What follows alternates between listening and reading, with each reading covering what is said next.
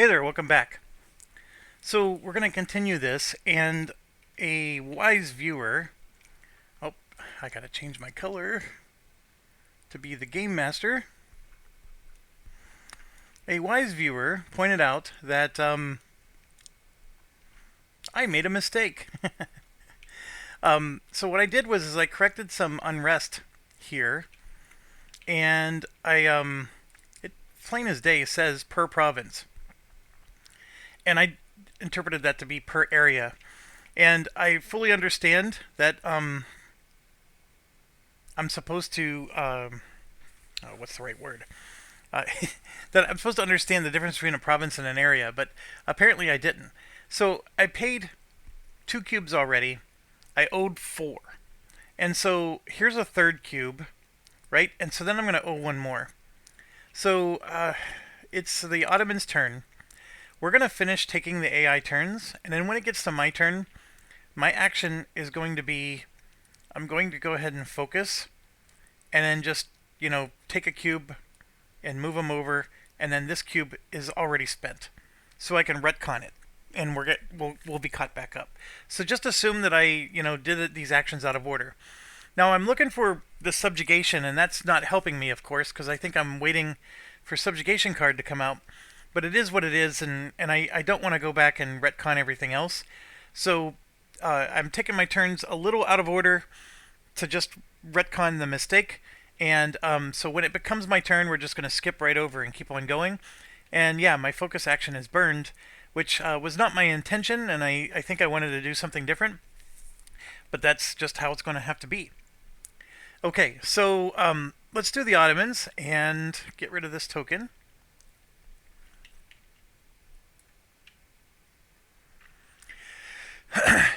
I played this some more with my son in between recordings, so I feel like I have a stronger understanding of the game after playing with him. We actually declared war on a bot and tried to explore how that works. There's some things about this game that I think they're at least if they're not broken, I misunderstand because the rules don't explain it well. And that's something that, we'll explore some more. But the bots, when you declare war on them, they just have an infinite supply of army. And every time you wipe out their army, they just recruit 9 more. Because they have no such thing as exhausted manpower. So they have unlimited manpower, and they always recruit 9 units just in one bam. And then the army just appears. And so the only way you can defeat a bot is eventually, because it costs them 3 cubes to do it. They'll do 1 cube to defend themselves, and then 2 cubes to recruit. And so eventually they just run out of cubes, and then you finally whittle their army down and can start sieging them. So it's just like this massive battle against the bot where you finally get them to run out of cubes, and then you can whittle them down. Because they can finally no longer muster anything against you. I didn't find that fun at all. To be perfectly honest with you, this has been an amazing game, but that sort of ruined it for me. Like, I don't care for it at all. So one of the things is maybe you just treat the bots like, they're competing with you for victory points, and then you just like leave them alone and just work around them. And from that perspective, it works. But if you want to like attack a bot directly, I just felt it falls flat. And then not only that, but it creates this vacuum effect of now you're super powerful, and then your one opponent that was actually doing well against you is not. And then on top of that, we're still in the first age. My son and I, we're in the second half of the first age. And he already, so the bot he was fighting against was France, which is sort of hard to avoid. The bot actually declared war on him. It wasn't the other way around. And it creates all kinds of problems. Like, for example, the NPR Scotland gives troops to France for France's army, but then Scotland had nothing, so he just went in and just rumple-stomped Scotland. And there was really, a few armies rose up to defend it, but it was just a piece of cake. And then, he ended up basically just parking his army here. France would produce their instant teleportation army here, and then he would destroy France down, and then next turn France would regenerate their army again, destroy them down, and then army again, destroy them down, and rinse and repeat. It was he basically just stood there, and because he was standing there, and because the French army was already there, we were even getting like problems of like, well, do they initiate a battle or not? Because once France runs out of cubes, France actually, instead of when it did a defend, instead of trying to attack them, it did a spy action instead. Because you roll a die and different things could happen.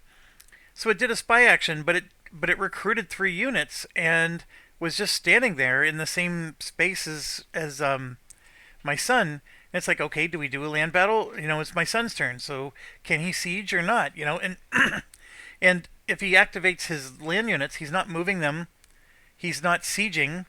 So what is he doing then? Like, how can he do a land battle if he's not moving or sieging? And so it created a lot of holes in the logic. And I have no doubt that we probably just missed something, but man, oh man, was it hard to follow. And anyways, I don't mean to be so sidetracked, but it was something that's strong on my mind.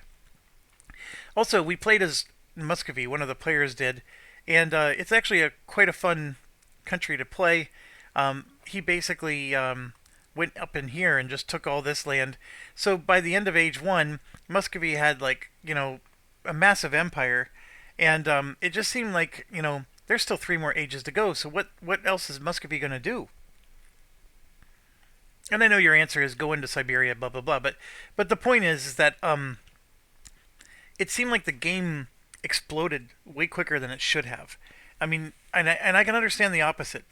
Like if Age 1 were to end and you just barely took Andalusia, you could say, players would complain, hey, this is too many hours and not enough action.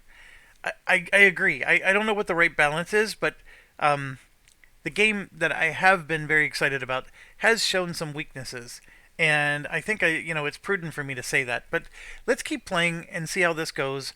I've always been the type of player that I prefer to, not necessarily do wars very much, in general. And you'll notice that in all my playthroughs. So, like, I was never ambitious about attacking a bot. Whereas, my son, he just wants to go straight for them. And, so, like, from my perspective, I can really enjoy a game where a bot is scoring more points than me, and I'm letting the bot, do its own thing. Whereas, my son's like, no, we got to attack him, because if we attack him, then he won't score any more points anymore. And it's a perfect logic, because it works. I mean, if you're trying to win the game, and France has more points than everybody, I should be mowing France down. And that's his attitude. It's a correct one. I look at it as, okay, if France is scoring, I just need to find a way to outscore them. And I'm not thinking I need to attack them. And so it's just a different mindset. And like for me, this is a nice challenge that they're doing well. And I'm like, ooh, this is fun, right? Whereas he's looking at it as, hey, let's just mow him down. And then, his score is way up here and France stays down there. And then there's no more competition. So anyways, enough of that. Let's go do the Ottomans.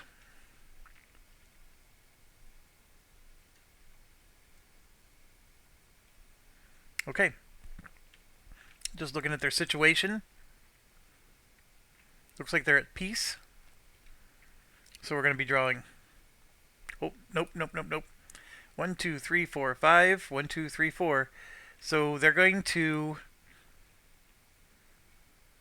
They spent more than they have. They're not at war.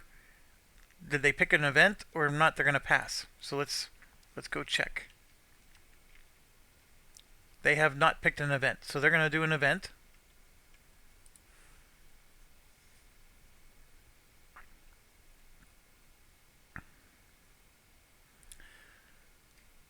Right here.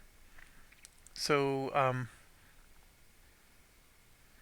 they're going to roll a die, and then based on let's just get that out of the way. Where do I get that die laying around? I'm going to put it right here. Alright, so they rolled a 2. And I think that means they're going to pick the middle one. Yep, second from left. And then they're going to gain a cube if there's ducats on it. And if it's an opponent's event, they do B. If it's not, they do A. every time. And then if they have 10 or more cubes, they will convert a town to large. Um, and they rarely do ever have 10 or more cubes because they don't check for an event unless they have low cubes. It's sort of a weird, wonky thing, but yeah, it is what it is. All right, the second one from the left is the one with the money. So we're going to go ahead and take that off. I'm going to move that forward so I don't forget which one they selected. Let's grab a cube and give it to them. Okay, so this one's a nasty one. Let's go ahead and just bring this around. And okay, so this belongs to Austria. So it is somebody else's. So therefore, they're going to choose B. And normally Austria would take this and want to restore the Union. It's actually a fantastic one for Austria. So disputed succession. So yeah, because I mean, so disputed succession would result in a war, but you could, as a result of the war, vassalize Hungary, which is, it is a fantastic one. But they're going to accept the Hungarian monarch. So Austria is going to lose 2 points, but gain 2 cubes in any Hungarian areas, and then the Ottomans are going to gain 2 cubes because they get 2 diplomatic power. So they're back up in the power there. So let's take care of a few things here. The Ottomans use their event. Austria is going to lose 2 points. So we're going to go to 1 and then 0. Man, they're not doing too great. They're going to gain 2 cubes in any Hungarian area. So, come on. Oh, there's no cubes left. What do they do with all their cubes? That's alright. That's why you have clone. 1, 2, 3, 4, 5, 6, 7, 8, 9, 10, 11, 12, 13, 14, 15, 16, 17.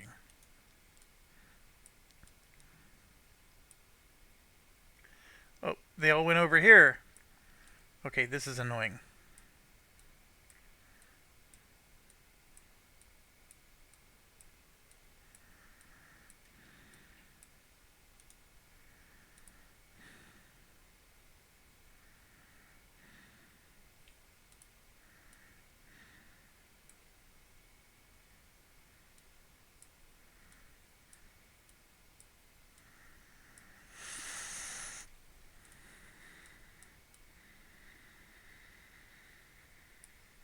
There we go. Okay, 2 cubes for Austria, and I'm just going to drop them here for now, but let's figure it out. They're going to try to pick highest tax, so it would be like this is the capital, but it's not a large city, so that's 2, that's 3, that's just 1. They already have 2 cubes there, so yeah, we're just going to go here because there's 3 sections there.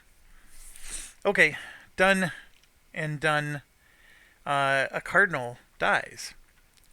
Now, what happens when a cardinal dies? Auto resolution. Remove cardinal from a PR with the most. If tied, rightmost. Okay, so the most is either Poland or Austria. So if it's tied, it's going to be the rightmost, which is Poland. And rather than deleting those cubes, they are limited. So let me put that back in. And yeah, everybody moves to the right. So Austria is the undisputed Curia leader at the moment. And that ends their turn. So they took their event, they're done. Okay, France. They have a lot of cubes left. They aren't at war.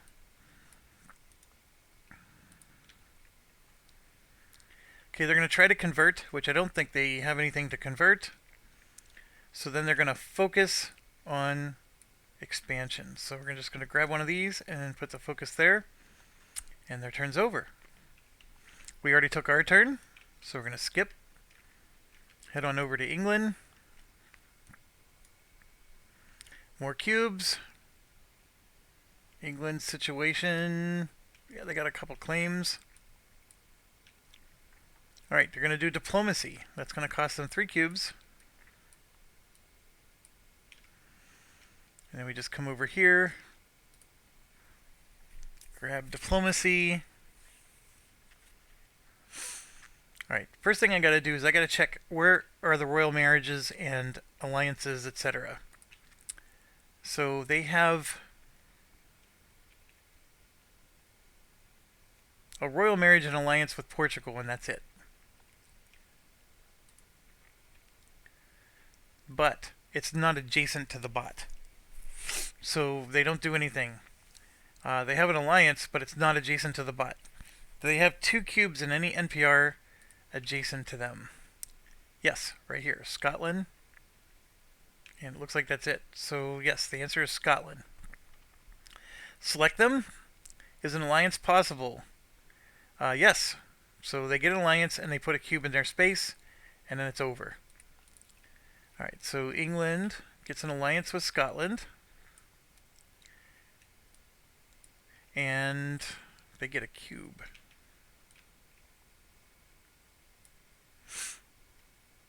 So it is interesting. Scotland is now allied with both, and if they declare war on each other, I think there is a determination that they do, but I don't remember what it is at the moment. Okay, their turn's over. Now we go to Austria. 1, 2, 3, 4, 5. 1, 2, 3, 4, 5. They're tied up. Let's go ahead and draw. They're going to spend 2 cubes. And this, of course, is the thing I was missing most of the game. A diplomacy gets discarded from the deck. So we draw this over, flip it, and you can see there's study tech. That's a pretty decent one. The study technology. Okay, so Austria is going to do diplomacy, and that is a thing that they definitely do thematically. Alright, so we got to do the same checks. So let's go check the board. They have more than 2 cubes here. So we got that. They have an alliance, and they're next to them. So we're going to be answering yes to those questions when they come up. So, do they have an alliance? Yes. Do they have double the tax income of the NPR? That's a good question. Their tax income is 7.9, and the NPR is 1, 2, 3, 4. I'm just realizing that's a vassal, but it's not 3, 4, 5, 6, 7. And there's 8. So I think it's safe to say they don't have double.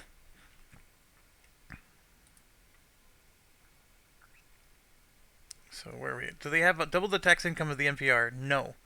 Can they enter a royal marriage? Yes. Select them with the highest tax income, and they're going to roll a die.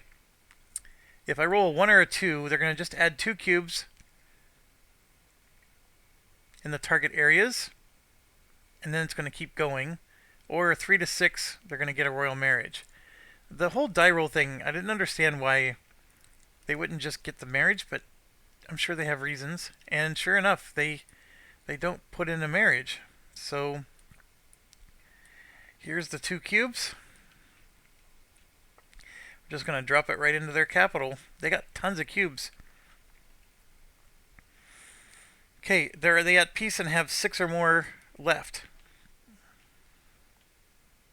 They only have 3. The answer is no, so now they're done. Okay. Now we go to Poland, who is also at peace, and they have a crap ton of cubes on Lithuania.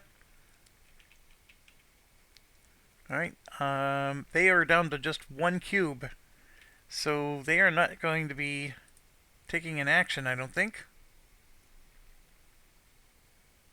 They're not at war. They're going to pick their event. So let's go ahead and do that. And while I'm here, I want to move this over to show Poland took their event. And the event, I forgot to do some stuff here. Let's add the coins on. And then this card comes out. So that's our situation. These are all very interesting cards. So he rolled a 5, which means he's going to take an event that's for him. Like if he had one that was for Poland, he would take that one. Um, that's not going to happen, so let's see what goes from there. So, is it his own event? No. Is he at war with an opponent? No, and there's not even an opponent one. So he's just going to pick the leftmost one, gain a cube if necessary, and then do the A or B thing. And then the rest is history. Okay. So he's taking this one. So I'm going to move the coin over, and then this coin over here. Do that so I don't forget which one he took. And that's an annoying one. And yes, he's going to get a cube. Okay. I'm going to just go ahead and drop it there. This is the last one coming out. That's the Ottoman one. Alright, so the end is nigh. So if it was his own event, he would take A. Otherwise, he always takes B. Choose an area adjacent to your realm. All players with towns in this area lose 1. And then, bad things happen. Okay, so this is Poland. So thank goodness it's not us. He's choosing an area adjacent to his realm. This is a bad thing. So he wants to choose something that has high tax.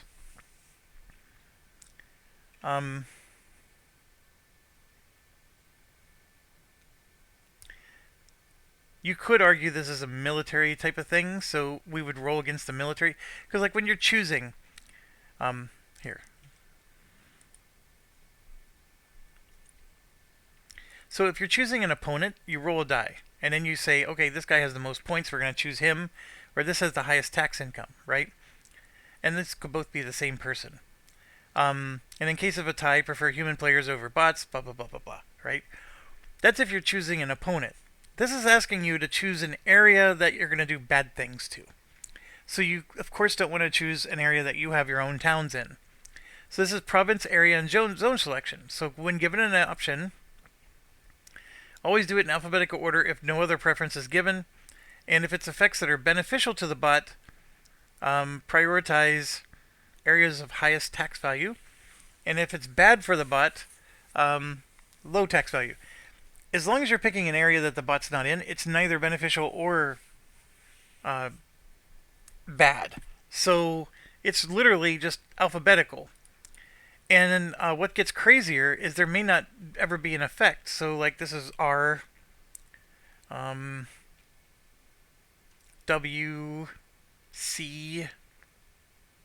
I mean, this is like their own ally. E, E, P, there's B, Brandenburg, and Bohemia. So Bohemia would be the area. So all towns in here, which are just NPR towns, there's no towns at all, in fact. So choose an area adjacent to your realm. All players with towns in the area lose 1. So it doesn't impact anybody. Now, there is a thing in here. And gosh, I don't remember where I saw it. But if you choose an event where nothing happens to you. Maybe it is here. The event option has no applicable effects. They're going to gain 1 cube and resolve the secondary effects. So this is a situation where I'm going to say they gain a cube. Because it didn't do diddly to anybody. So they're just going to gain a cube, and then we got to resolve the secondary effects. So this one here only affects us. So our leaders with a square get sick. And do I have any? Thank goodness you don't have a square. This one does. Oh my gosh, all 3 of these get sick. Yeah, I'm all in on squares here. I didn't even realize that. Holy buckets. Okay, so I'm just going to put them like a little bit below because I don't want to cover up the text and stuff. The token's like too big for the card. Well, here, we could probably put it there. That works. Okay, so all 3 of them are sick. The only good news is maybe it'll be a while before we draw another square. But yeah, that was bad. Thank you. But there's no avoiding this. The secondary effects on all these cards are going to be done no matter what. And then this one here is a rebellion type of thing. So let me check real quick. All players must roll a rebel die for each of their provinces with an unrest. The active player rolls a maximum of 1 rebel die. That would be Poland. So let's look at Poland real quick. There's no unrest. England has 2, 3, they have 4 unrest. And I think the bots don't do it area by area. They just roll. We have none because of our shenanigans. And the Ottomans have none. So, and neither does... So England's the only one impacted here. But they're going to roll 4. Holy buckets. Alright, so here's 2, 3, and 4. And roll. So they're going to lose 2 ducats and lose a cube. So the cube part is easy. They just lose a cube. But if they're going to lose money, they gain or lose 1 cube per 10. Maximum of 3. So they don't really lose anything. So they're just going to lose 1 cube. Britain is.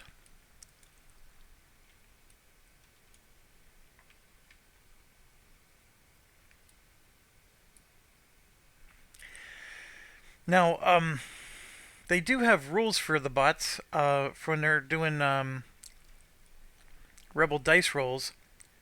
For all their at once, not area by area, they roll a maximum of 5. They only rolled 4, and they can lose a maximum of 1 cube. So even if they would have rolled, 10 ducats lost, which would have caused them to lose another cube, they still only lose 1 cube. So it's just a bot thing, and not much you could do about it. Alright, Poland is done with that event. And yeah, you can see these are the final 3 events on the board. The round is getting close to ending because when people start taking events, they're going to start passing. And because they're running out of cubes.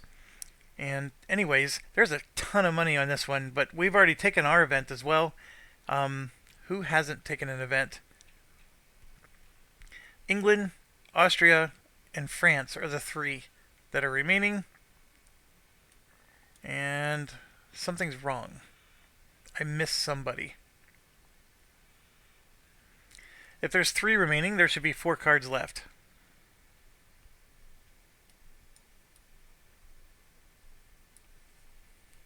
So this was Poland. This was Ottomans. Who took this one?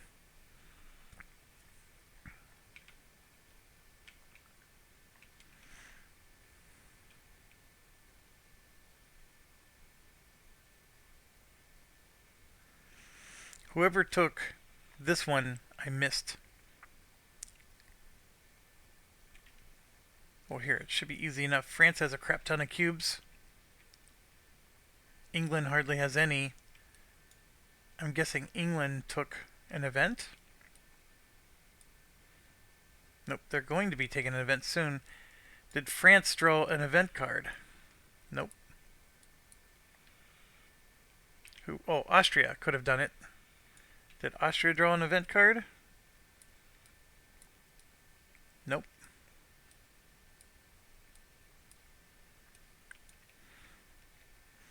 Did I somehow not set up the deck properly?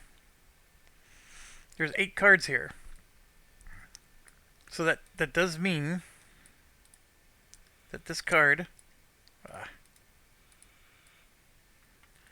this card on top was selected this round. Did I choose them? Oh my gosh. How could I have screwed this up? And because it's been so long since I've recorded, it's saying that I chose an event.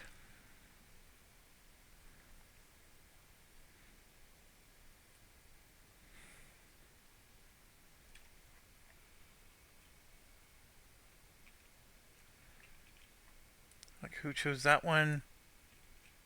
Who chose that one? Where are the roses?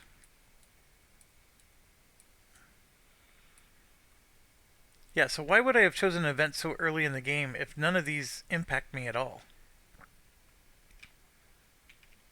Look, there's the Neapolitan succession.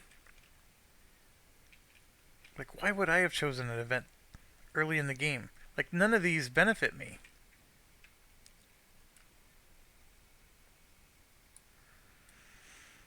Alright, 1, 2, 3, 4, 5, 6. So this was the first age, or first round. And then this round, 3 events have been played. And we only have... Well, we have 3 people taking events. So I don't know why I took one of these. It had to be me that took this one.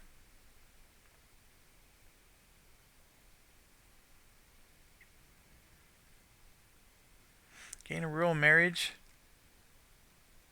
Pay 2 to gain an alliance. So did I get an alliance with Burgundy? No. Alright.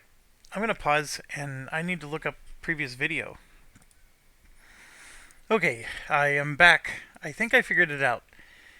So I did take an event early, and that event card is right here, the Iberian Wedding. That's the reason why I was off-numbered. Here are 7 cards, so that was the first round.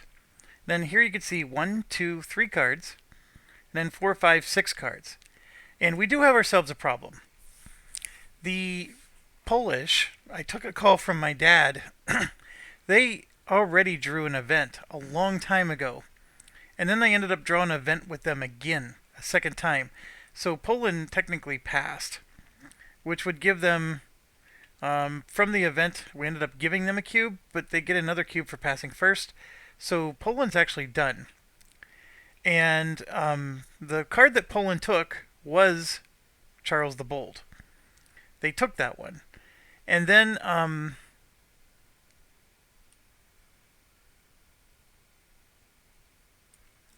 these 2 weren't taken by anybody. So that's the problem that I'm having. And I'm trying to think of the order of things. This one we just took as a result of, things happening right now. But I think this is one that hasn't actually been selected yet. It's the Austrian one. Well, we just did this because we thought Poland was going again, and they weren't.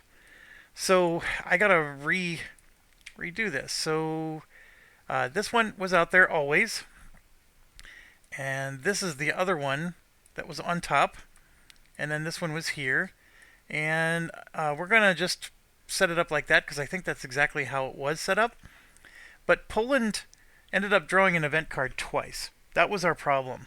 And that's the reason why we have 3 left. Because they drew an event and came out here, and then I ended up... what's the right word? I ended up drawing again for Poland. So now when the Ottomans selected one, if we go by the dice roll, they would have selected the Comet-sighted, not the Hungarian throne one, because this was the next one selected, I believe. Oh gosh, now I don't even remember what I just did in this video. Which one did we do first? So this one was being resolved by... Poland for sure did this one.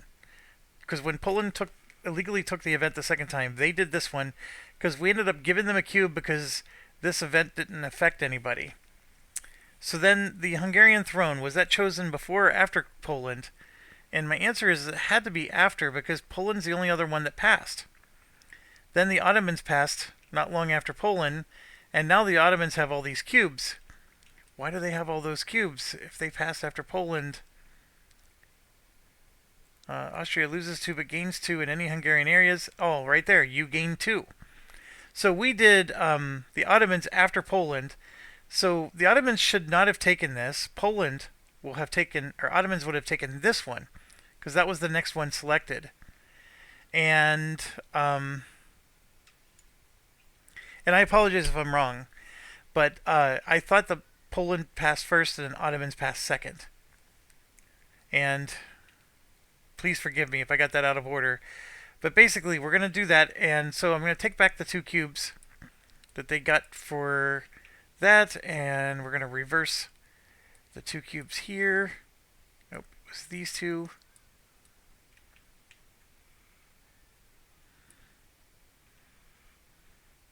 And then they're going to score their 2 points back.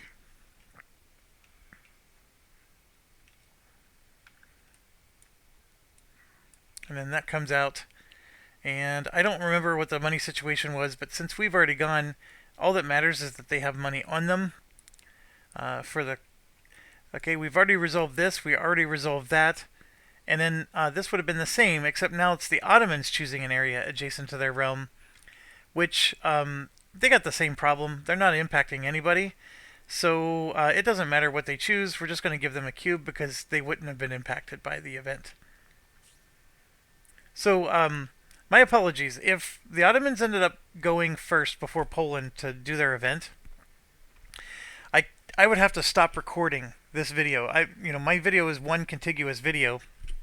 I don't do edits or anything. So I would have to stop recording to go back in time to determine, was it the Ottomans that went first or was it Poland?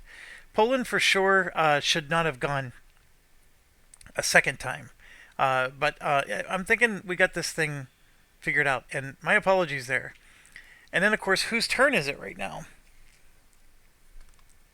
Oh, I think it's actually the Ottomans' turn, and they just passed, and that's what caused this problem, is that we drew the next event card, and I was making a realization that we don't have enough players who have passed. So, yeah, it was the Ottomans who passed last, or, I'm sorry, it was the Ottomans who drew an event last, which means they would have drawn this one instead of that one. Okay, done. We're very good here. And so, yeah, there's an Ottoman card in here that's going to come out that they would have liked to have had. Okay, let's keep going. We're going to go to France, and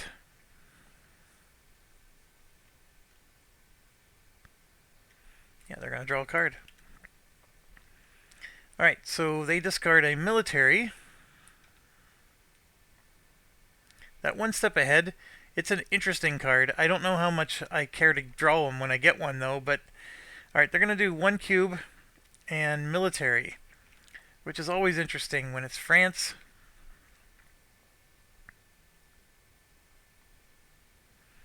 At war, no. Do they have a claim?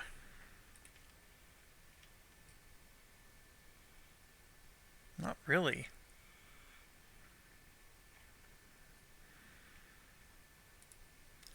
No, are they... Nope. Nope. So we're going to roll for the military target and put a claim on it. Well, let's roll first. We rolled a 6.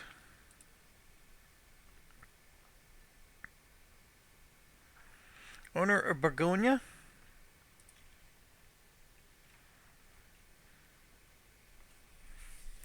Alright, that's Burgundy. So claim goes on. Is it an opponent? An opponent is like a player opponent, I think. Because why not? Why wouldn't it just say NPR or oh, yeah, it's just an opponent. So the answer is no. Do they have less than 4 cubes and a target is available? Yes. Is the strength greater than or equal to double the bot's strength? No. So we're going to declare war and spend 1 to recruit 9 units. So there it is. War is declared.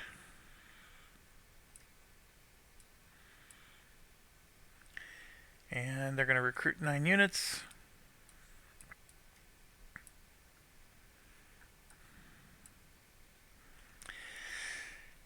The bot has an NPR allies with 2 or more adjacent. Nope. Nope. Remove all their cubes. Trigger land battles.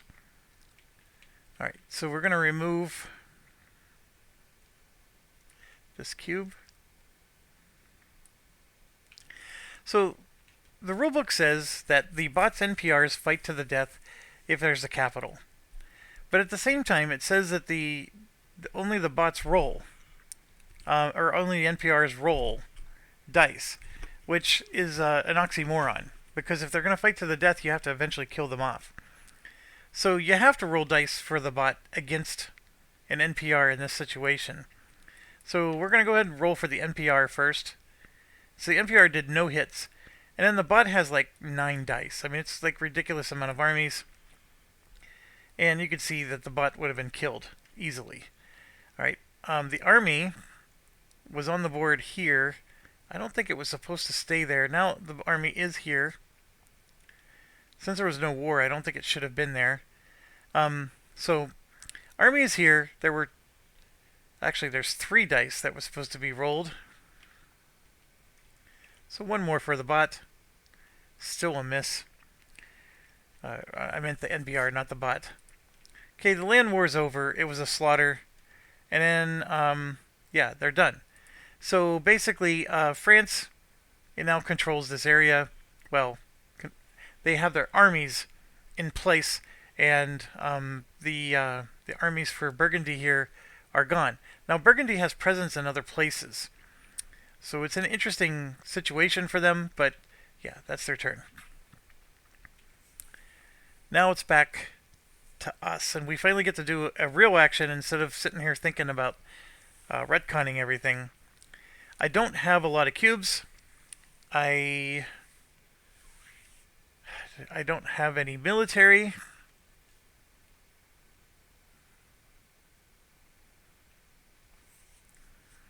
I don't like losing a stability.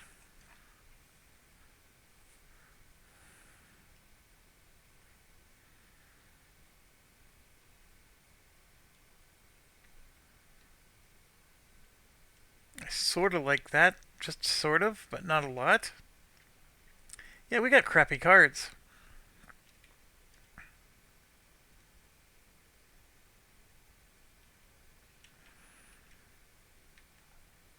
We're sitting on 12 bucks. I do need to do a recruit action, which would be this cube here. So what I think I'm going to do is I'm going to do a trade action. Let's try to see if we can get some money.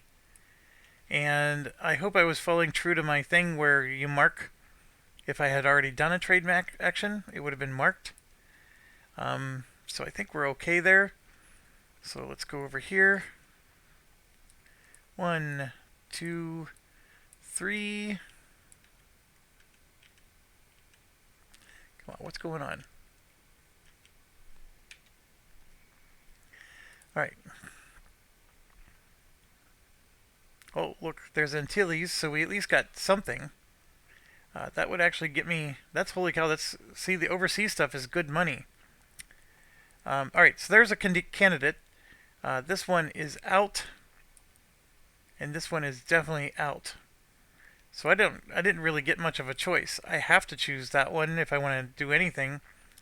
So let's go to North America. Antilles is definitely ours. So we got 1 point there. And then we do have to put a dude out there. So I'm going to take the Sevilla one and put it out there. And I do get to move a ship 2 spaces. So I'm going to take the Central Atlantic and put it out there. So now we have Antilles 1, 2, 3, and 4. And then what I've been doing is I've just been putting like one of these chits out there to show that that dude was used, because it's really hard to knock him over in this app. So we have 4 trade power, which I think is going to get us some good bling here. That puts us in the middle, and we're going to get 10 bucks for that. So that was excellent, actually. I was a little worried at first, but 10 puts us to 22. And yeah, that one's going to be hard for us. So if I can build 4 light ships during a single action, oof. But I get 2 cubes for that. This is possible for us to do, but it's not going to be easy. Yeah, alright. I'm happy with that. We got some money. I need the money because I want to recruit some more troops. With the round coming near an end, it may not be wise to do it because I'm going to get a lot of income if I don't have any maintenance, right? And where do I want to go to war? I would like to take out Granada, but I only have 1 cube left. So again, it's sort of stinky to recruit right before the end of the round, because all these units, like let's say I hired all 4 of these, that's 1, 2, 3, 4 maintenance. Whereas if I just wait until the beginning of the next round, I can recruit and then I don't have to pay maintenance for a long time.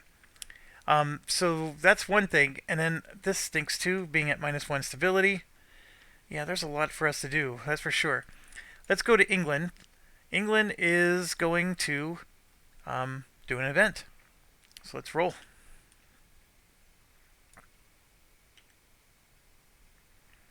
So 5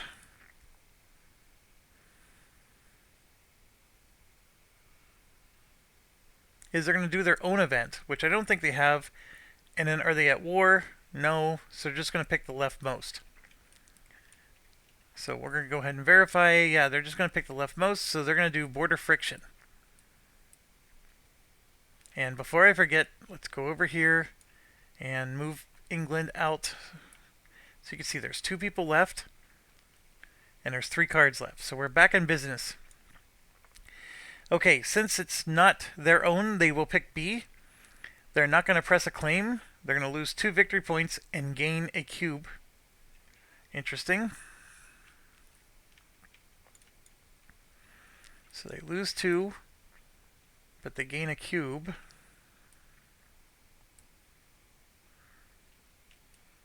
What else do they got going on? And place 2 in an area adjacent to your realm.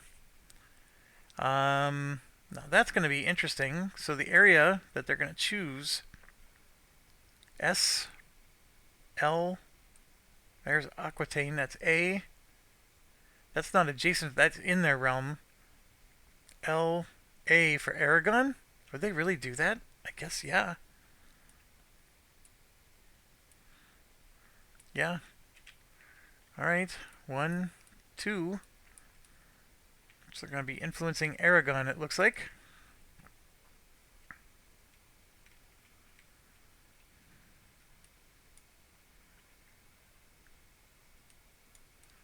Alright.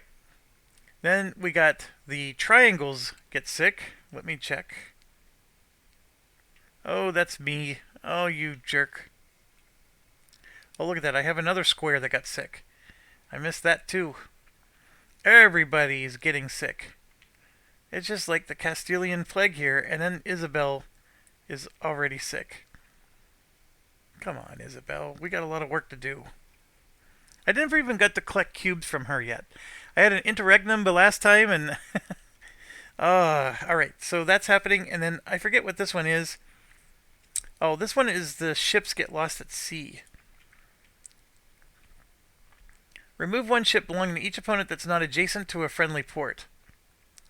And then, of course, this is England. So every player chooses for themselves. So this ship is, these 2 ships are next to port.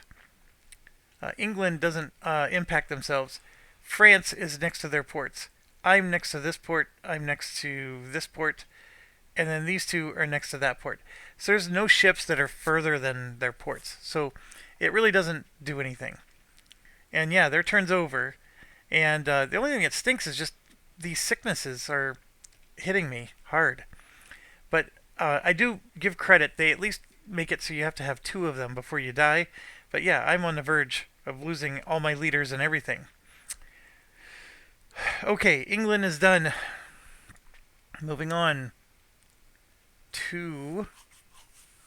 They have less cubes, so they're going to do an event. And if they roll right, they should draw their own event. And of course they didn't roll right. Actually, they got lucky. They rolled a 2, which is their event. So these get coins. The right number of coins doesn't matter, but they get coins. They do get their own event, which is good. Thematically, I still like it when people get their own events. I don't like the whole idea of taking someone else's. They get a cube because there was coins on it. And the card is right here. Alright, Hungarian throne. They're going to insist on restoring the Union, so they're going to gain a point this time, and a claim in Royal Hungary and Hungarian Plain.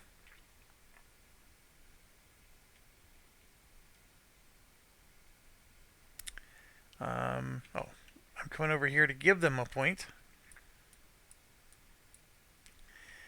And yes, they gain 2 claims.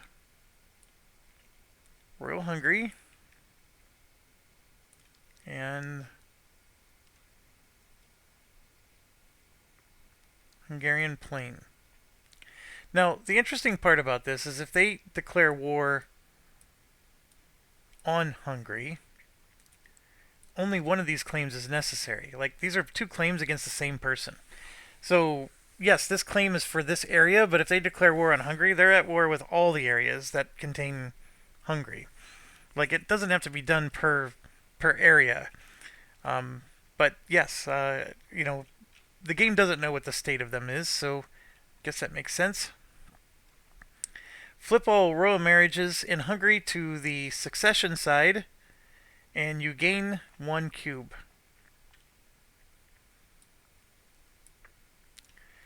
And then this gets flipped. Alright, so what does that mean? It means that there's a dispute for who's going to be the next king. That much I can tell you. Beyond that, it becomes a little nebulous to me. There's a whole battle you do over this. Like, there's actually one of the peace outcomes is over, dispute succession. And let's see, there should be something in here about this.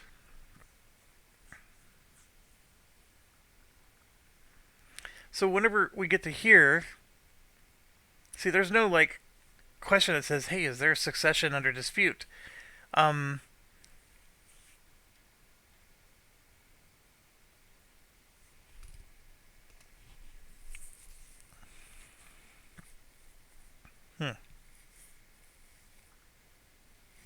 So what do we do? It could be in the military section. So when you get to military, like maybe, right here, bot has a royal marriage with, see, if the answer is yes, they're going to select the realm and then possibly go to war with it. So it does exist. So it is a thing. They just have to get a military action to do something with it. Okay, fair enough. So that's Austria. And then we go to Poland, who I believe passed. And this is something I learned not too long ago. You can flip it, so it says pass. Okay, now the Ottomans go, and they do have more cubes now. So we're going to go ahead and draw again. And they have an unrest, which I don't think impacts them. So 1 cube is going to focus on politics. And then diplomacy card goes away. Naval traditions. And that should do their turn. Now we move on to France, who still has a crap ton of cubes. They are at war, and they need to siege. And you can see that right here. Army on map and can siege. So they're going to spend 1 per tax income sieged. And I'm pretty sure that's the whole siege action. It is. And so this is the part where they remove the army from the map, and I think sometimes we miss that. Because as soon as they're at war or has towns with unrest or rebellion on them in this area. So they are at war, so the army does not get removed from the map. It only gets removed if they're not at war. And that's the problem that it created, where there was an army on the board that had an army figure that had no armies in it. So I think if you wipe out a bot in a battle, the army figure goes away. And that's something I think you have to just factor in, because my son and I ran into this situation where, the rules got really wonky. But in this case, they're sieging, and I'm just going to move some stuff around here. This is a 2 strength and a 1, so that's going to cost 3 cubes. So 1, 2, 3, and then we're going to just grab 2 tokens here. I'm just going to place them there for now, and put 1 here. There's too much stuff. And flip it. And flip it. Okay, so they're both occupied, and the towns come out. And that's another large town for France. Holy cow, they have a lot of large towns out. So France is actually doing quite well. But they did spend a lot of cubes. So it'll be interesting to see what happens next. They are at war, but they don't have to siege or anything. And it's back to our turn, and I'm going to pause real quick. I need to get something to drink. Okay, it's back to us. And yeah, we're back in that situation again where I'm looking at my cubes. I have 2 diplomatic power, and I'm not required to spend everything now. Like, I really could pass, and I think that is an option, but actually I just realized something that I'm going to do instead. I'm going to explore. So I'm going to spend 1 cube of each. I didn't mean to do that. And let's do an explore action. Now, I did, like with this, I can do an explore action. Actually, I can do that cheaper, couldn't I? Then I don't have to spend 1 cube of each. So yeah, I'm going to leave that cube there. We're going to play this Naval Traditions. Get that going. That's going to cost me 1 of these cubes.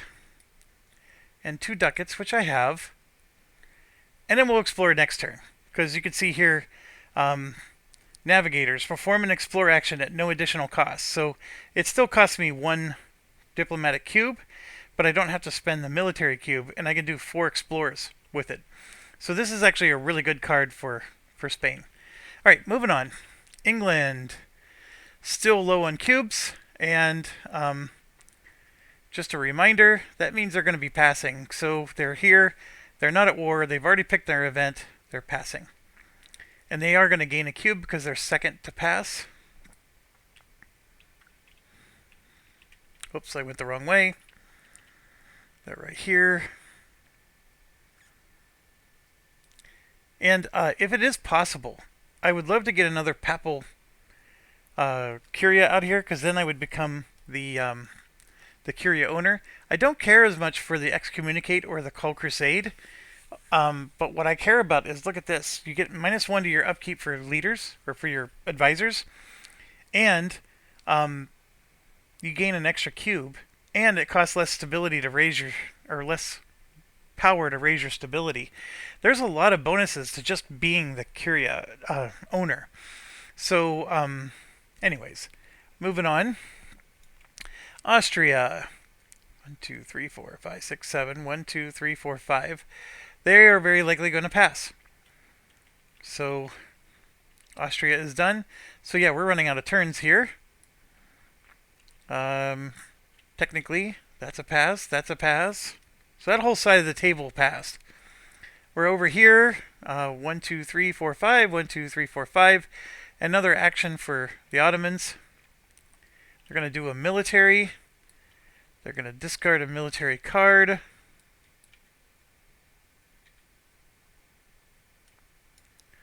And I really screwed up there. It's Forced March is the card that was drawn and discarded. Okay, military. Now this is going to be interesting. Do they have claims anywhere? They have a claim here. Oh, they haven't attacked Constantinople yet.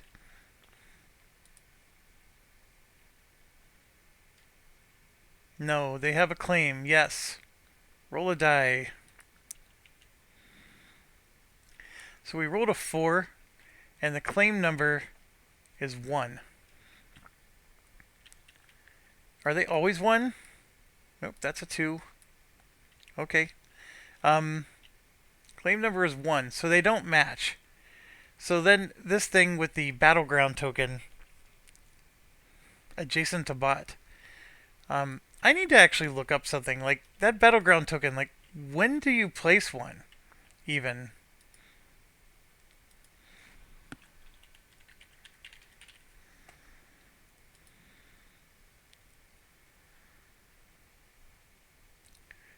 Power struggles are in play.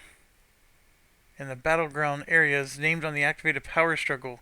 Oh, because we're not actually playing with the power struggles at the moment. That might be why I don't know what the heck it is. Yeah, look at that right here. That's a battleground because it's part of the power struggles. Oh, yes, okay. Now, technically, I'm not intimidated by it, although I'm sure I'm going to butcher the rules. Um, these don't get turned on until later.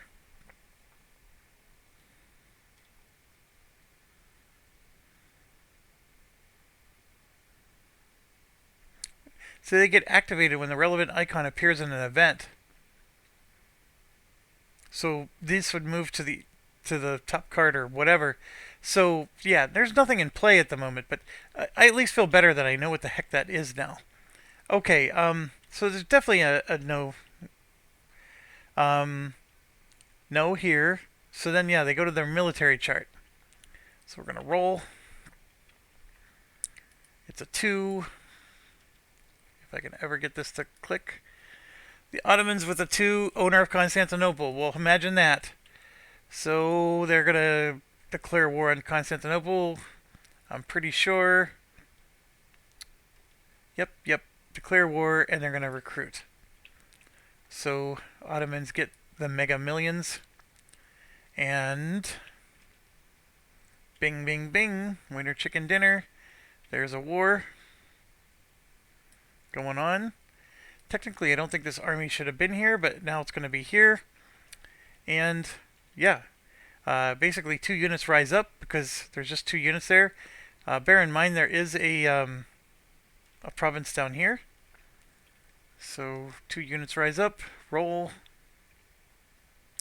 They kill 1. The Ottomans kill many. But one of the Ottomans does go. They do get a cube for succeeding in the battle. And let's see. Yeah, there's no call to arms or anything like that. Yep, it's done. And then they'll siege next round. France is finally less cubes. 1, 2, 3, 4, 5. 1, 2, 3, 4, 5, 6. They are at war, but I don't think there's anything going on here. So just to make sure. No.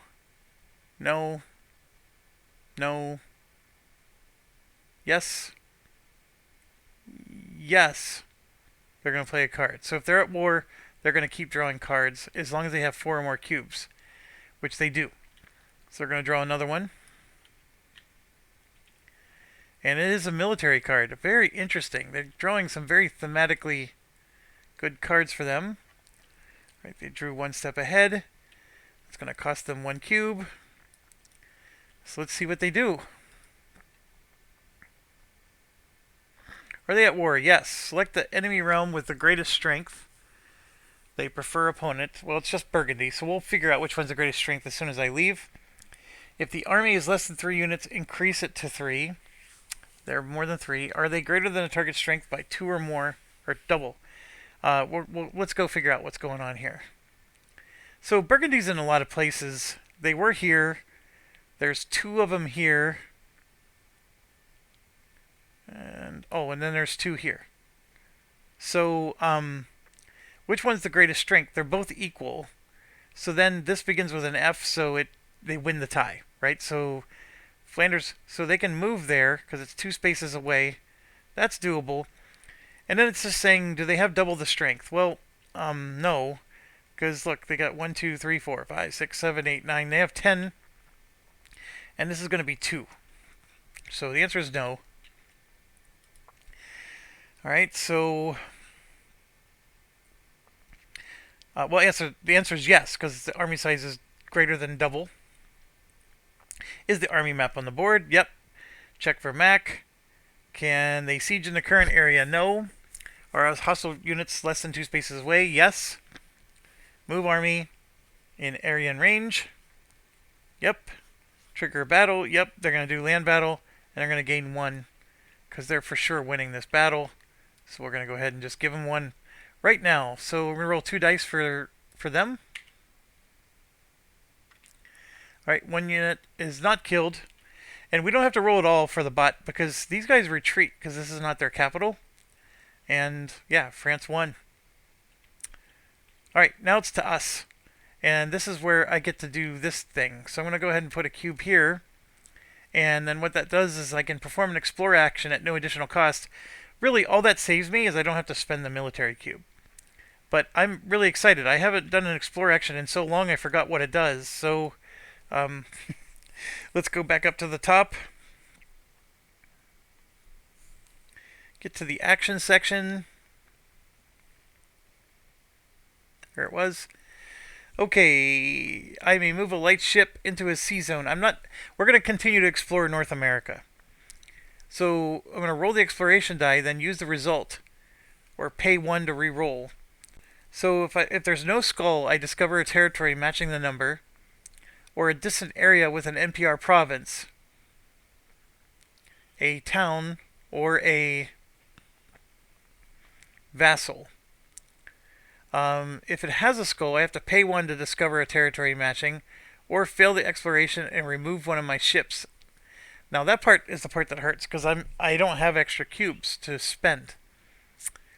Any discovery made must be adjacent to your realm, or if you have this, one of your ships. Place a claim on the discovered area. Claims on vacant territories are called colonial claims. You may pay to reroll a maximum of 2 times. And then, of course, the first area puts trade cards into the deck. So, this is risky. And I said this the last time I explored. I understand that now. There's 2 sides that are going to be bad for me, but let's hope we don't get it. And, of course, I got it. Alright, so that means I had to pay a cube, which I don't have. And so that means I lose a ship. So this ship is gone. Thank goodness I had 2 of them there. But I did have an extra ship. So my exploration failed. Otherwise, the 3 would have actually been bad because there isn't even a 3 in here. So 3 is way up here at Hudson Bay, but I have to be up in the northwestern Atlantic. So, yeah, not very fun there. So that means it was a wasted action, and every stretch of the imagination, wasn't it?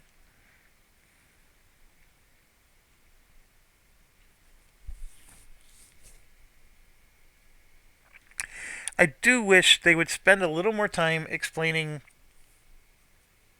I mean, I guess if you roll 3 and there is no 3, nothing happens. But it doesn't say that. It just says you go to the territory with a matching number rolled.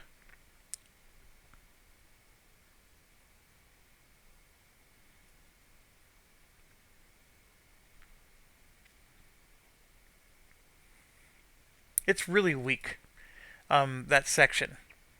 So do they have exploration explained somewhere else, and I'm just not realizing it? They really don't. I just really feel like that could be beefed up a little bit. There's like a lot of fringe questions that I think it would just be nice to have like that confirmation of, yeah, I understand this, instead of me feeling like I'm guessing.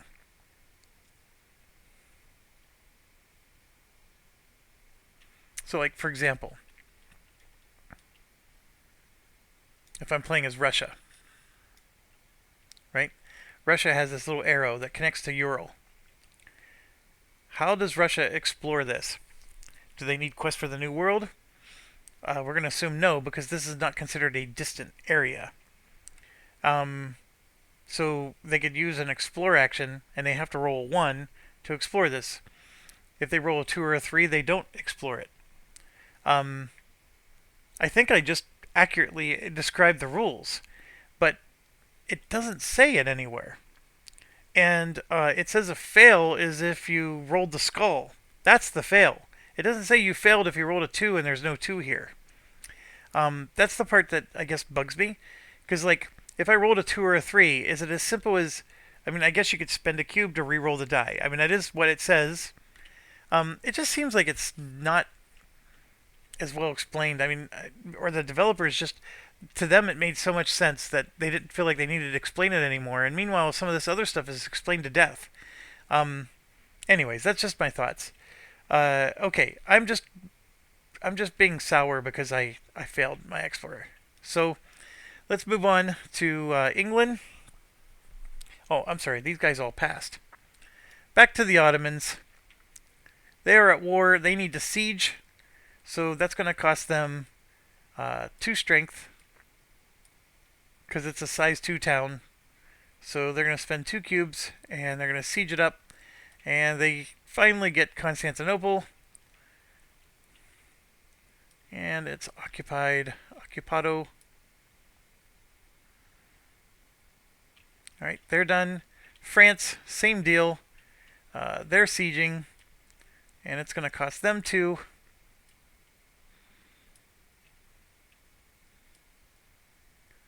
And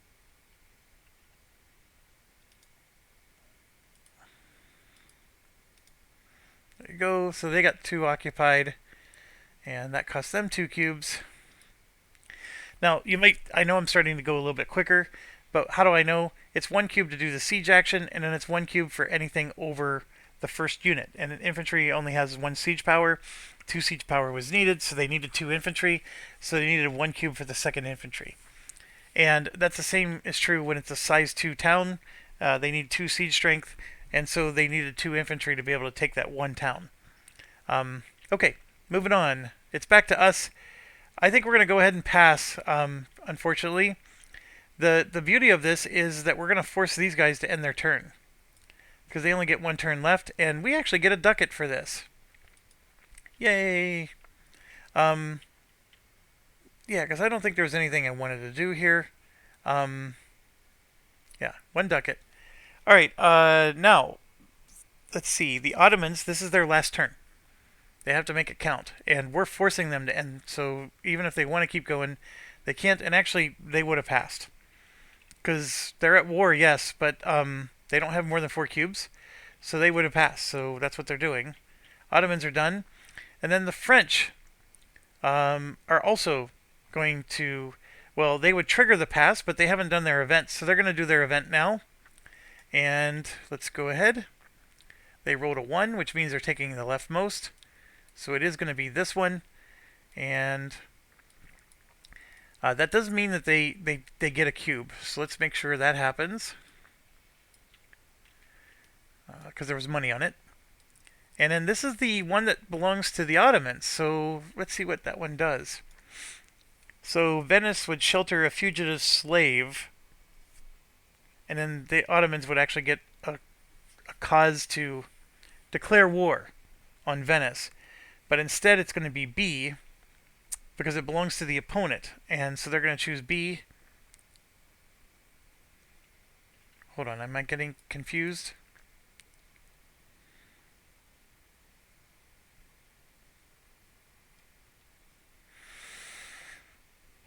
Yeah, if it's an opponent they do B, otherwise they do A. So for the Comet one, I may have resolved the wrong one. Because the Comet didn't belong to an opponent. I think they should have chosen option A for the Comet. Ay ay ay. How could I be so screwy? It's as clear as day.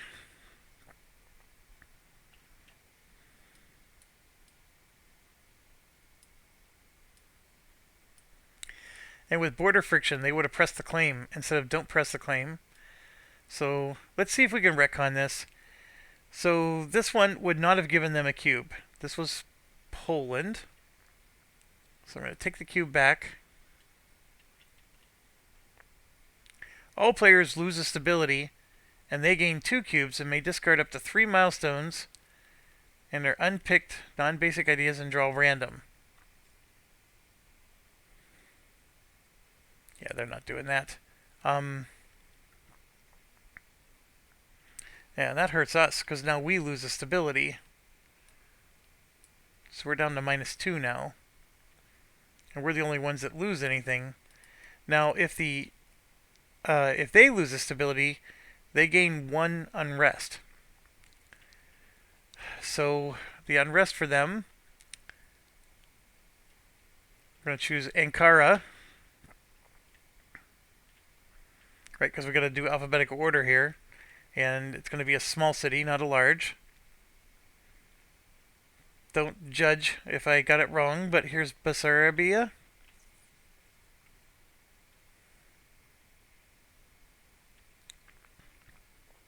That one's already flipped.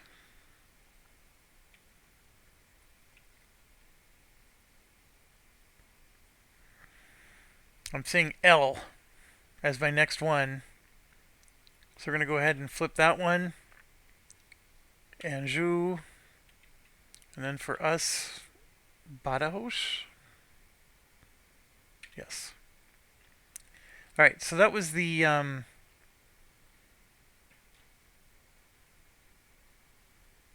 comet sighted. And just for the record, I would not have passed when I did. So I'm going to take one ducat away. And I would have spent this last cube to get rid of unrest. Because that's what military power does. So I would not have passed, forcing these guys to end their turn. But like I told you, this guy was going to end his turn anyways, and this one was going to grab an event anyways. So I would have then passed, but we would have been the last two to go. And I would have passed with no actions left. Okay, so that was done. Now this one was England. So we're going to get their 2 points back, take a cube away, and the 2 cubes from Aragon. So we're going to put those back. And we're going to give them their 2 points back. Oh, and then they got to get rid of, they lose their cube from here.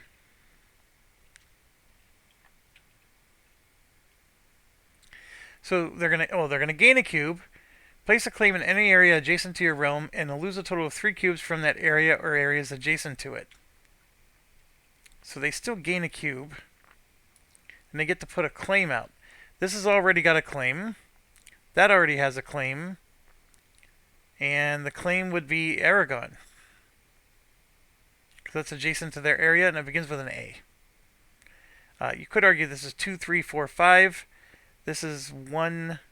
No, this is 2, 3, 4, 5, 6. Yeah, so they're just going to put a claim here, and that's fine.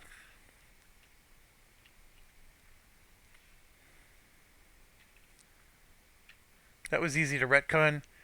And this one was already, option A was chosen. They only choose option B when it's the opponent's. It belongs to the opponent. Okay, so now we get to this one. We are choosing option B in this case. Oh. Where did it go?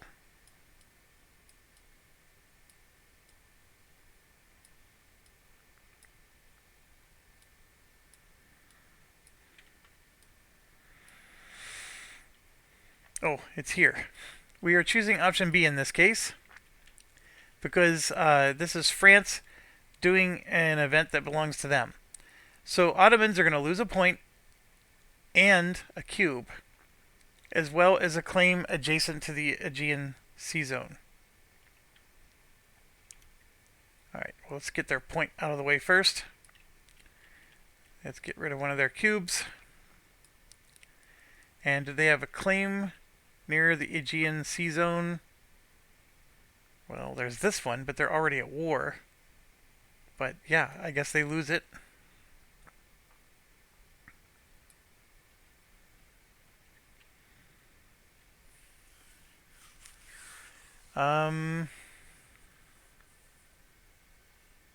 Okay, and then pirates happen. And so for pirates, it's in the maritime trade node with the most merchants is the first tiebreaker, expanded node second tiebreaker, and then random. So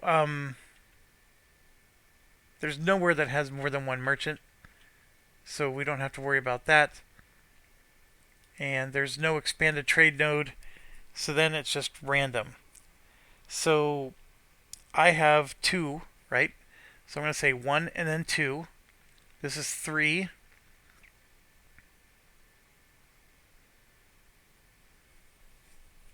Wow, there's only 3 trade nodes that actually have sea zones. Everybody else is landlocked. Like this one's in land, this one's in land. Oh no, here's one here. So 4. There's 4 of us. So I'm 1 and 2. 1 being out here, 2 being over here. And then that's 3 and that's 4. So let's roll. Alright, 3. So pirate is going to come out. And there's already one there, so we're going to put another one there. And the pirates are... France would never choose down here because that could potentially impact France. Well, yeah, I guess it's the same deal, one way or the other. But okay, now I want to look up something. Bear with me. I guess I could pause it, but I want to look up siege.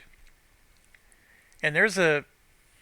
because we're going to go to the round cleanup, and there's something that always bugs me when we get there, and I need to make sure I understand sieges properly. Because when we siege, it says page 28, so I may need to go there. Okay, give me a second.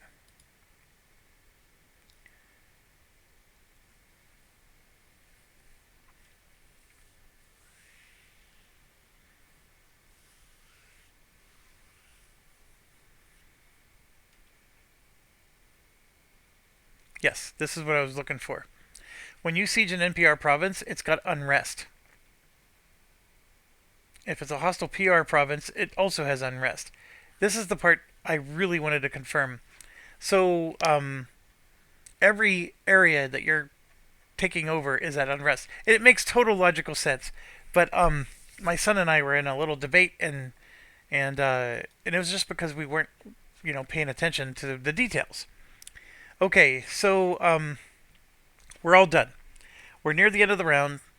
So I am smart enough or savvy enough to tell you, okay, this is what happens next. Well, here. This player aid is not nearly as good as RTFM says it is. This part is excellent. The part in the middle, the event symbols are good. This is not good. There's so many details. I mean, it at least tells you what page to go to. Great, but it's not that good. So remove casus bellis and truces. There's nothing out there that we have to remove. NPR invasions. So let's just be really clear. NPRs will only invade you if there's a couple conditions. Number one, they have to be at war with you. And number two, they have to have all of their provinces and areas free of enemies. So if you're somehow at war with Scotland, so let's say I'm Spain and I'm at war with Scotland because they are allied with France. Scotland has an opportunity to invade me.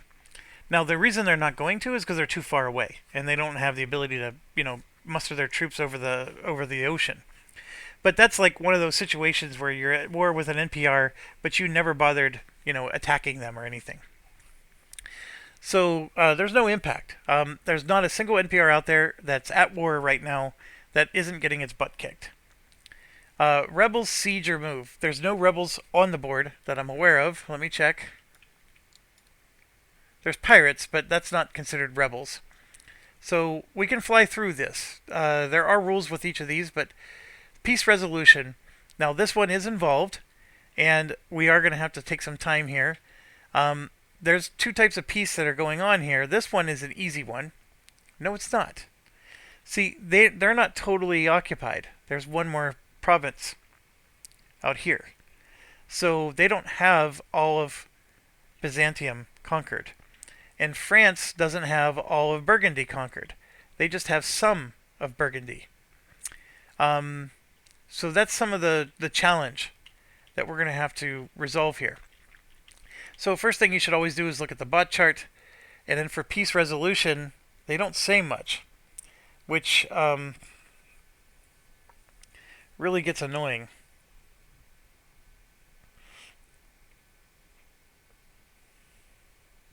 So it's performed as usual. Humans can resolve peace with bot enemies as described in the main rules. When it's a bot's turn to resolve peace, it uses the flowchart on page 50. Oh, yeah, there is a flowchart. I keep forgetting about this. Okay, so let's start with the Ottomans. Automatic white peace, no. And in case you're wondering, automatic white peace means that nobody took anything. So, again, use the Spain and Scotland example. Spain is at war with Scotland. Spain never bothered invading across the ocean, and Scotland never did either. So everything is still as if they weren't at war. So that war would automatically white peace, and then nobody would get anything. there is a loss of points when that happens. Has achieved a total victory? The answer is no. Because remember, I told you in both situations they haven't achieved a total victory. Are they at war with a human? No. At war with another bot? No. At war with an NPR? Yes. Is their army greater than the NPR in the bot's areas? Yes. Is the tax value of the enemy's du jour provinces occupied by the bot greater than the tax value of the own towns occupied by the enemy? And the answer is yes, and here I'll explain why. Constantinople tax value is 2, and that's greater than the 1 over here. And then this is 2 plus 1 is 3, and then 4, 5 is greater than the 2. So basically, they're not fully conquered, but the tax value is more conquered than not, is really what this is asking. And du jour provinces means the ones that you occupy. I'm sorry. Du jour means original owner. So the provinces that were originally owned by Burgundy, are they now occupied by the bot? Of course, yes. And is that greater than the tax value of the towns that are occupied by Burgundy? Yes. So is there anyone that occupies the enemy capital? Yes. Any bot returning capital to enemy gains 2 points and 4 cubes. Any bot receiving capital back loses 2. Human players can receive or pay 10 ducats as normal. So what are they saying? They haven't told me to do anything yet. They're just giving me some basic instruction. Does the enemy occupy any of the bots? No. End war and keep current board state. Ah, here's why.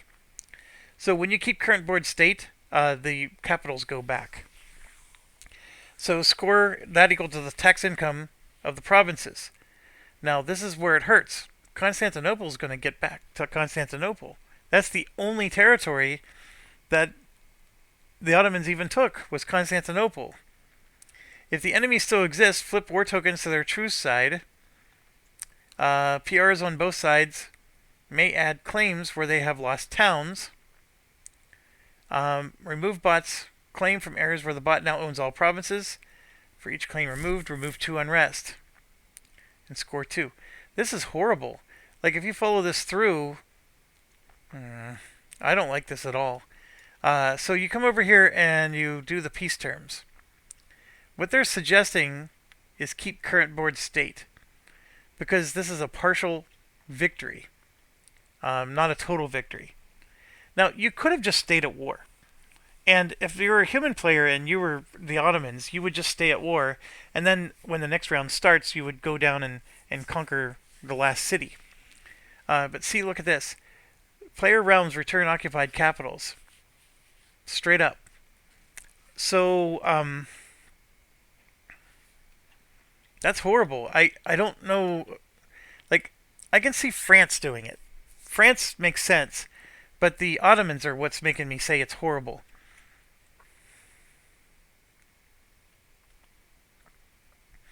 Their army is greater, yes. This is a yes. But the provinces that are controlled by the bot is just the capital. Does anyone occupy the enemy's capital? Yes.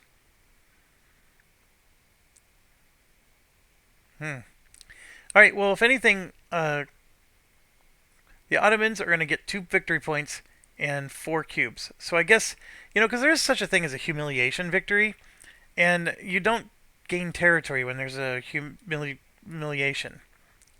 So 4 cubes is nothing to laugh about either. So I guess that's okay. There's nothing wrong with it. It's a little wonky. It's not what I would do. I mean, I would want the town, personally, but the town goes back, so they don't get this. And then this gets flipped.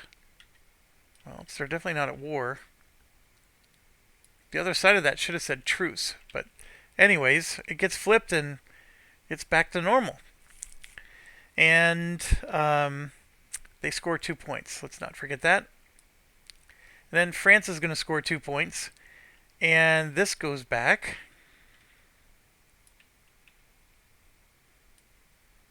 Does that side say truce? Nope. All right. So France loses that. And then yeah, these occupied tokens go away. So this one, at least France gains something. They're going to gain 3 towns, in fact.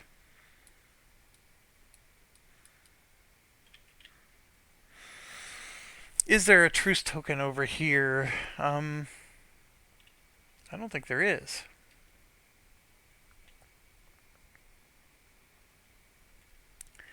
Okay. See, like France got 1, 2, 3. They just don't have this. Now the claim token. What happens to the claim? Oh, that's right. They can choose to keep it or remove the claim. So they're going to remove the claim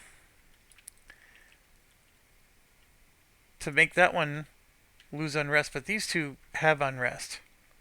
This one does not. All right. I think that makes sense. Now France gave back the capital. I gave them the 2 victory points, I believe, but they also get 4 cubes, which that's a pretty good deal. They get 4 cubes and 2 territories. Not bad, France. Not bad. Well played. Oh, and then before we were supposed to do all that, this happens. So my apologies. This one's a native uprising, which could impact us. Alright, so I'm switching gears on us. Each player loses 1 colonist from the colonist pool and gains unrest in a distant town. That player may ignore, the active player may ignore one of the 2 effects. So we now have unrest out here. That hurts. Okay, that was a native uprising. And then the DNPRs actually do something. Wow, this is the first time I've ever even had to trigger these rules. DNR expansion. For each such icon that matches the color of an active DNPR, which is not currently an active ally. So I guess this is blue and orange.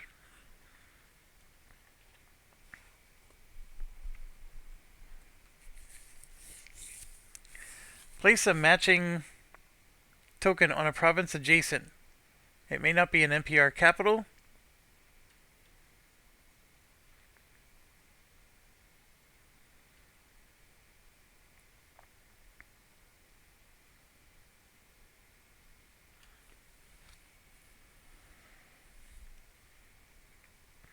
This is age 2. The DNPR takes a province from adjacent NPR. First, they will go for provinces in areas where they already own provinces themselves, then provinces in areas adjacent to their realm by land. They will target the eligible NPR with the lowest tax income, tied alphabetical. That makes total sense. So, like I said, it's going to be the blue and the orange. Well, the orange is this one. So they're going to try to take something adjacent. Lowest tax. Did they say lowest tax?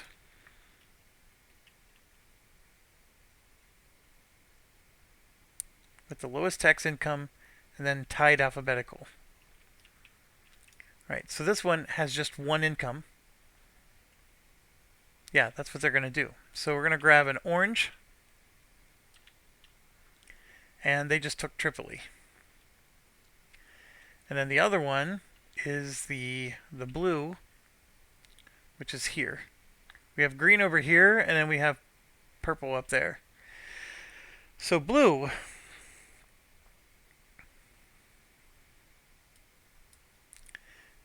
there is 2, 3 income here, and 1, 2, 3 there. So they're tied. However, this is a C, so it's alphabetical. I mean, I guess you could argue that they're going to go across the water, but they don't have a navy. So yeah, they're going to take Ancona as they're going after the Pope. Fair enough. Fair enough. Flip that baby around. So there you go. Now they have extra. Now, my apologies. That was supposed to be done before we started this cleanup phase. But let's go back to the cleanup phase now. Alright, we are down to... We finished the peace resolution. And now we're going to do prestige penalties. There are none. Well, actually, no. There is. We have a very bizarre situation that might cause...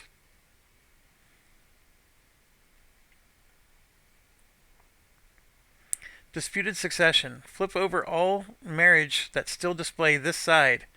Each player loses 3 for each of their marriages getting flipped. A player may avoid this penalty if they are the only PR to have an alliance on the realm with that on it. And also have the most cubes in that realm if it's an NPR. So, Austria would lose 3 victory points, but they're the only ones that have an alliance and they have the most cubes. So they can avoid the penalty. So that's going to flip back over. They no longer have a disputed succession. And then anybody who has towns that are occupied by the enemy, that could be rebels as well. They're going to lose points. That doesn't happen. Interregnum is the no ruler thing. That happened to us. And then religious dissent is a thing that's going to happen. And it's going to be area by area, except the bots, it's only going to happen to them once. Okay, so let's start with us first. We for sure have it here, so we get another flip there. And France should have nothing. England should have nothing.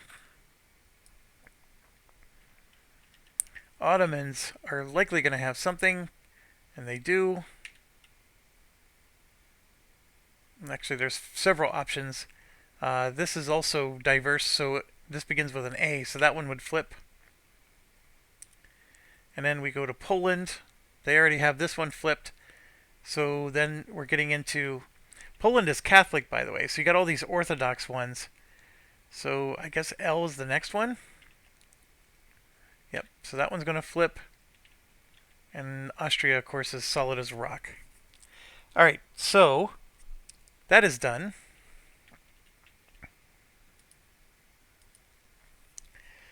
Alright, so then we gain or remove unrest for wars and stability. Now, our stability stinks, so we're going to gain another unrest. Right here. So I got to decide where it's going to go. I'm going to choose this one just because my army is there. Not happy about it, but it is what it is. And then we go to roll rebel dice. Okay, let's do like the Ottomans first. They have 2. Now, rebel dice are supposed to be rolled area by area, but the AI rolls all the rebel dice at once, and it's just going to be 5 dice max. So in this case, it's 2. So we're going to roll 2 dice for them. So I'm going to select those 2 and roll them. And both of these say remove unrest. So they're a lucky duck. So both of those get flipped. Poland, same deal. They have 2. I'm going to go ahead and roll those. They remove 1 unrest. Man, I should be rolling those for me. And then, which one do they remove? Alphabetical order. France has 1, 2, 3 unrest. So we're going to come over here, select 3 dice, roll. Okay, they're going to lose 2 ducats, and they're going to lose a manpower. So, the manpower, I think, gets resolved differently. Yeah, they're going to lose a cube. And they can't ever lose more than 1 cube. So that's all that happens to them. And then England has 1, 2, 3, 4, 5. So they're going to roll the whole kitty here.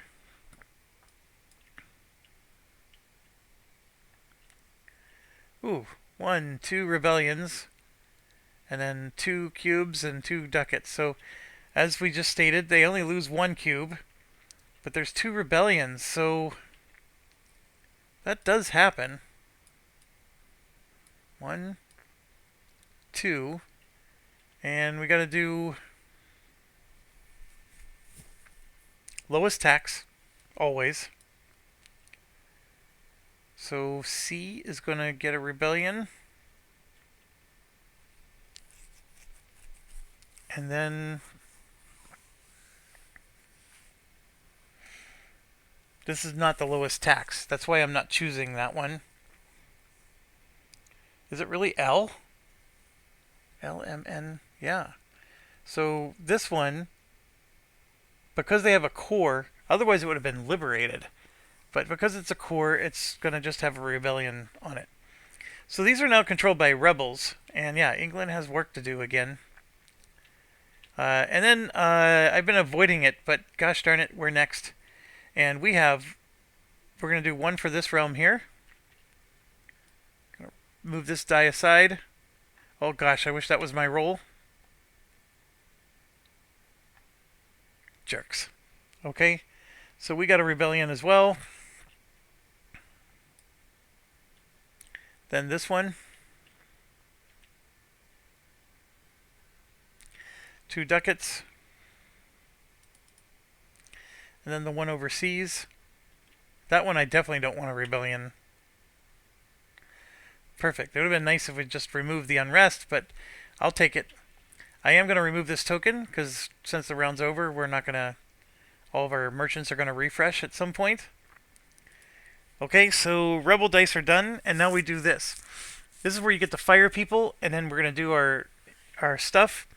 There's corruption if you have 50 or more ducats in the treasury. That's not going to happen. And then we're going to collect our monarch power and score prestige for power struggles, crusades, ideas, and uncontested papal controller, and the bots. So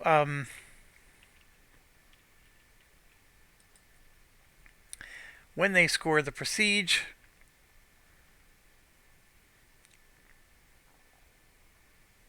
they're going to roll to see if it increases or decreases. A bot emperor then gains cubes equal to this plus this, provided by the current, and they also gain 1 if they're at 6. The papal controller gains 1, and also scores up to a maximum of 3 equal to the Catholic PRs minus 1. Alright, so a little bit to do here, but papal controller and... so Austria controls both. So no matter what, Austria is getting a cube for being the papal controller. They're going to get a cube because they get +1 here. So that's a second cube. And then they're going to score 1, 2, 3 more points. They're going to score 3 points. So where's Austria? 1, 2, 3. And they're going to gain 2 cubes. So the maximum was 3 points scored based on the number of Catholics minus 1. There's 5 Catholics in this game. So that's easy peasy. And so they score their 3 points there. Okay, so there's a lot to do here. For us, we're the only ones that really have to do this upkeep phase. But basically, we have 4, 6, 8 maintenance, and then 1 military cube maintenance, and then our infantry. So our maintenance is down to 8 because all of our infantry are dead. So that part is at least good for us. Our income is 7 plus 6 is 13, and then we lose 2 more there, so it actually becomes 10. So we're going to gain 3 ducats overall. Our manpower is 7. And you can see there's 4 and 3 makes it 7. So the manpower doesn't change. And then our cube income, we finally have a real ruler. So we're going to get 1, 2, 3 cubes here. And then this gives us 2 more. So we're up to 5 cubes in the administrative power, which we desperately need because we're at -2 stability. Then the diplomatic power is going to be 4 plus 3 is 7.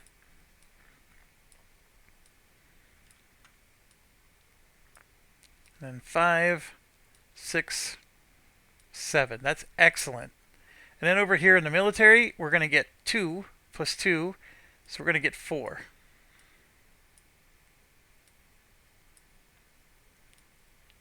Alright, so even if these leaders someday die, we at least got our money's worth because we're collecting income and stuff from them, including Isabel. Now, we do have to remove one of these because I have the general. I don't know how important these generals are. In fact, they're very expensive, to be quite honest. Paying a military cube just to keep a guy that lets you roll one extra die is not worth it to me. But you know what? I could choose to fire him. And in fact, since he's sick, I will. I'm just going to fire the guy. You're a jerk. Get out of here. Get out of my realm. So we're going to go ahead and throw him away. If I was good at editing my videos, we'd have a toilet flush right there. And I'm going to take my cube back. Okay, so that was our income.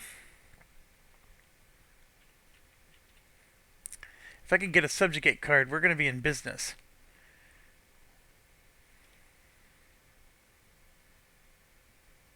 Right, now we do the cleanup phase. Disband all allied units, no worries. And just in case you're wondering what that is, that's if you had allied units in your armies.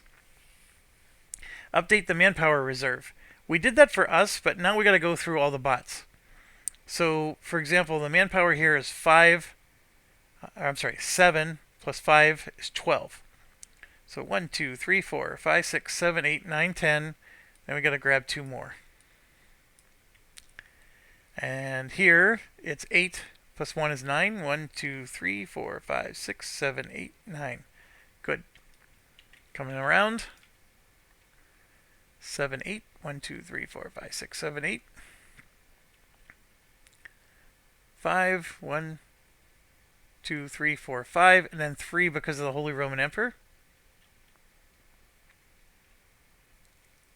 10. 1, 2, 3, 4, 5, 6, 7, 8, 9, 10. Alright. Everybody is up to speed on manpower. Refresh exhausted manpower and repair heavy ships. So the way the refresh rule works is it's half of what's exhausted, minimum of 3. So all of our guys are going to refresh. Perfect. And they don't have exhausted, the bots, so we don't have to worry about them. Refresh the merchants, which I already did. Add colonists to the pool. If I would have had a claim, we would have been able to do that, but I don't. Remove the cube from national focus. I already did that. Remove the alliance from bots. So that's if I had an alliance with a bot, which I don't. And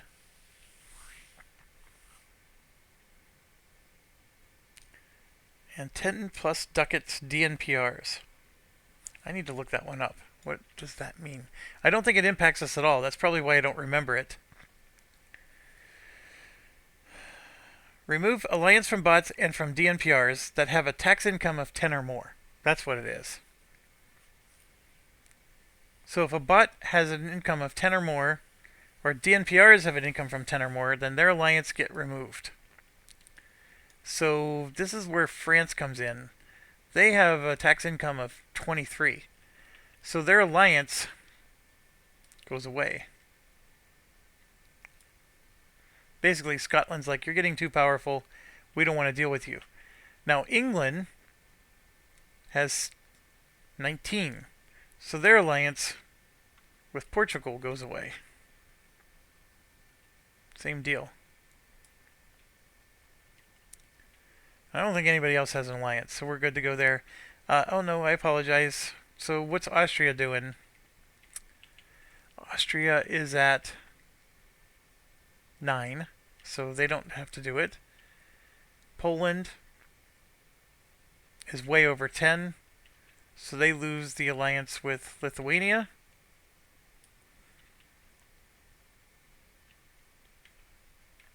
That actually hurt them a lot. You know what? I think I may have did this wrong. Remove alliance from bots. No, it does say from bots. So would that be a bot-to-bot alliance? See, that's the part where they're not being super clear. I think removing those alliances really hurt those bots. I mean, why wouldn't Poland still be allied with Lithuania? I guess you could say that since Poland's getting powerful, Lithuania is like, we're not sure we want to, be on, the good team anymore. I don't know. I mean, that's really bizarre. Okay, we got to roll for the Imperial thing. Uh, the Imperial is currently a 3. It only moves up or down if you roll 2 higher or 2 lower than what it's currently at. So I would have needed to roll a 5 or a 6 to move it up. And with a 3, I would need to roll a 1 to move it down. So it didn't move.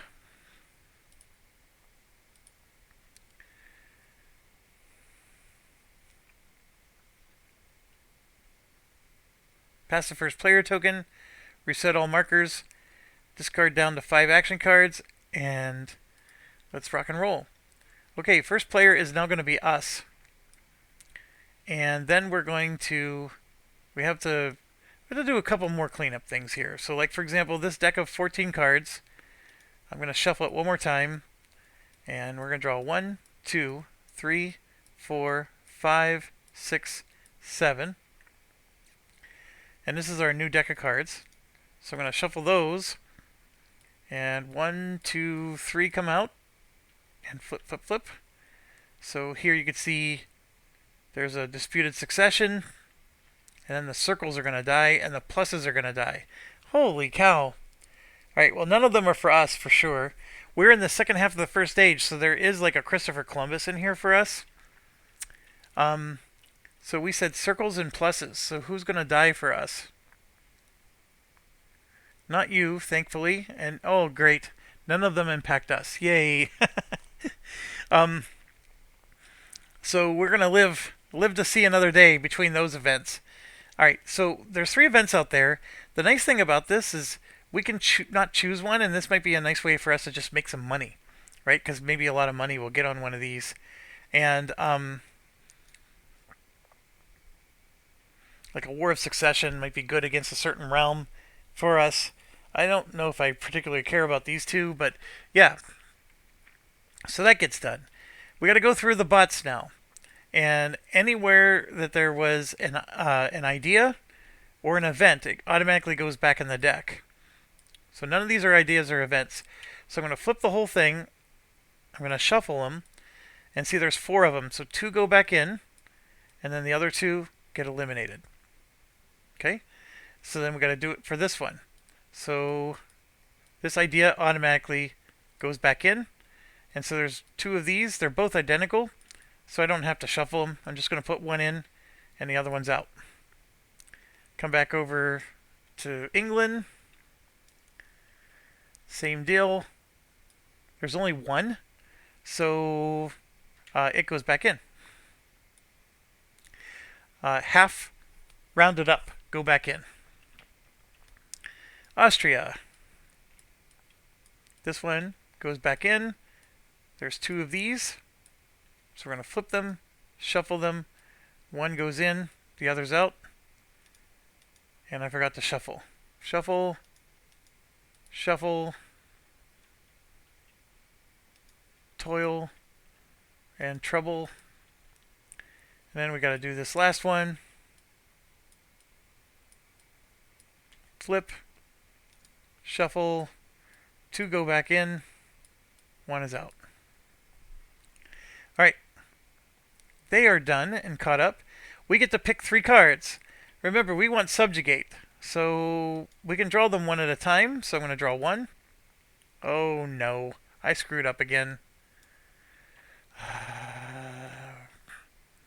Because I'm not playing as a particular character, I drew for everybody.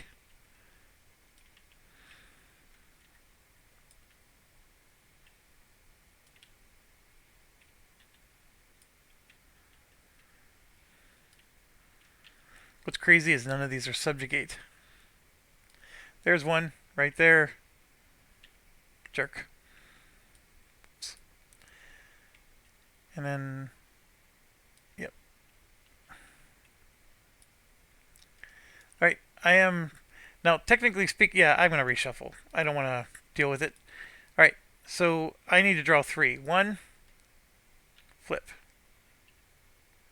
2, flip. 3. Oh, come on. Alright, then I gotta decide which of these I'm gonna keep.